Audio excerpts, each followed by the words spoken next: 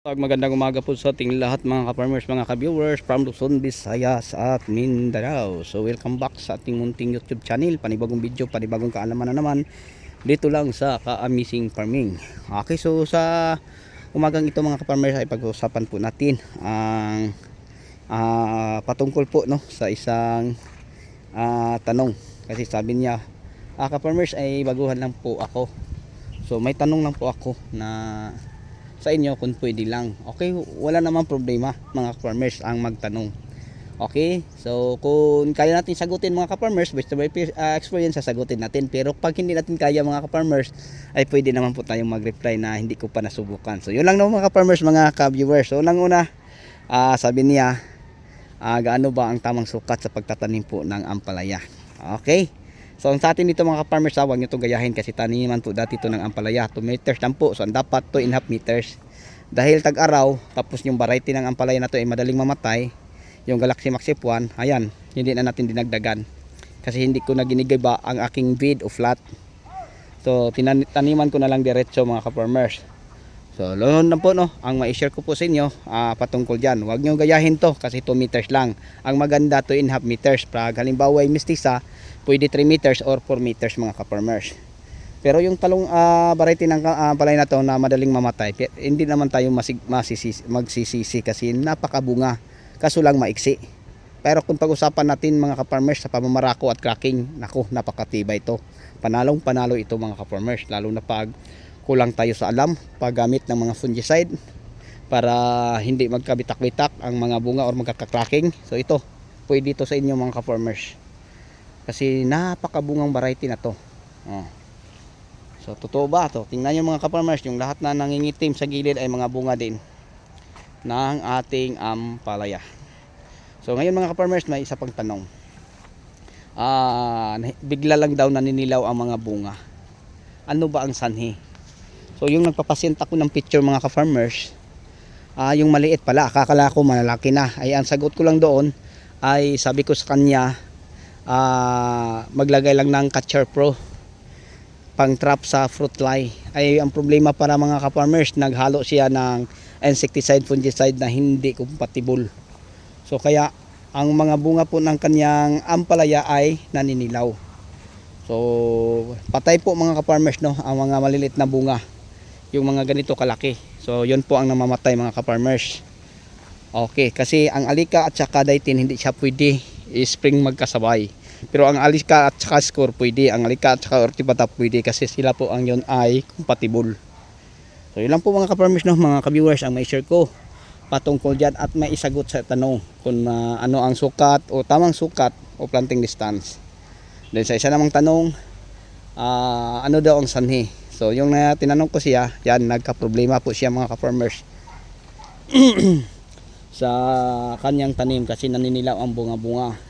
Okay, kung fruit borer, kung fruit fly naman mga ka-farmers, walang problema, Catcher Pro lang, pag trap lang po natin, tapos mag-spray ng salvo or gold, pwede na din para maalis no ang mga fruit fly sa ating ampalaya.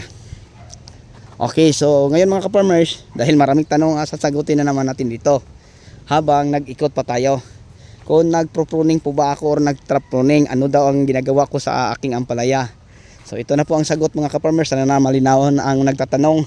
So lahat ng mga sanga mga ka-farmers, simula sa ilalim hanggang dito sa itaas, wala tayong tinatanggal. So lahat mga ka-farmers ay pinapaakyat, maliban lang sa sanga sa sanga. Ano po ang sanga sa sanga? Ito mga ka-farmers, sanga na to siya. Tapos ang sanga sa sanga, may mga sanga na parang maliliit lang yan kinakuha namin. Pero kung sabihin yung nag-pruning, hindi tayo nag-pruning. Kasi yung mga principal ng sanga, hindi natin binabawas. Yung ganito mga ka-farmers, pwede ito yung kunin. Pero sa akin, wala na. Ito, sanga na to sa sanga mga ka-farmers. Yung mga ganito lang kaiksi, parang ganyan lang. Kung may oras kayo, pwede yun tanggalin. Pero sa akin mga ka-farmers, hindi na po tinatanggal. No? Hinayaan na lang. Okay.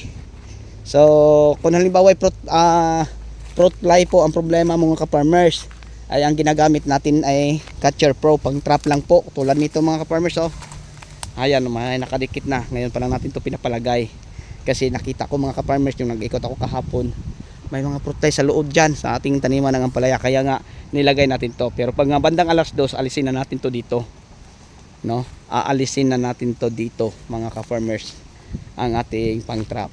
So ilagay natin dyan, no, sa ano, kasi napakasukat sa paligid, kaya nga maraming fruit fly na maninira sa ating bunga ng mga ampalaya.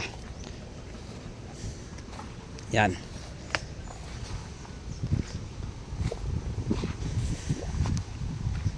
Tapos may mga kahoy-kahoy pa.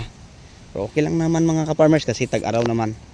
So hindi natin masyadong problema ang ano, mga nakalilom sa ating mga tanim. Kasi pag malilom mga ka-farmers, maulan ang panahon, ay pangit yan magtanim.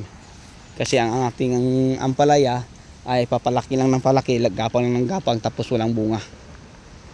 So pag sa tag-araw, pwede mga ka-farmers, kahit may mga niyog pa katulad nito, mga punong langka, mga puno ng niyog, maraming niyog sa paligid mga ka-farmers, pero nagtanim tayo sa ilalim dahil wala na tayong ibang space din sa farm 1 natin ng pagtataniman. So sa farm 2 natin mga ka-farmers, abangan nyo lang, i-flex ko, hindi naman sa pamamayabang, malawak din mga ka-farmers. So kaya nga may mga upload tayong mga matatanda na, kasi hindi lang ito ang ating taniman, may iba pa po taniman mga ka-farmers. Okay, so bago tayo magtapos, may galab shoutout po, no, sa mga solid nating mga new subscriber, mga subscriber na natin noon pa. So salamat po sa inyong walang sawang pagsuporta. Okay, so sa mga viewers natin, mga sharer at commentator, so sa inyong lahat na mahilig sa ganitong usapin, paki-share na lang po ng ating live video. At saka sa bagong viewers natin, no, paki-like na lang po, paki-comment, at saka paki-subscribe na naman, o paki-click naman po sa notification bell para updated po kayo sa mga next video na i-upload ko. Okay, so sa inyong lahat, hanggang dito na lang po. Maraming salamat. Ako na po yung magpaalam. Bye bye and God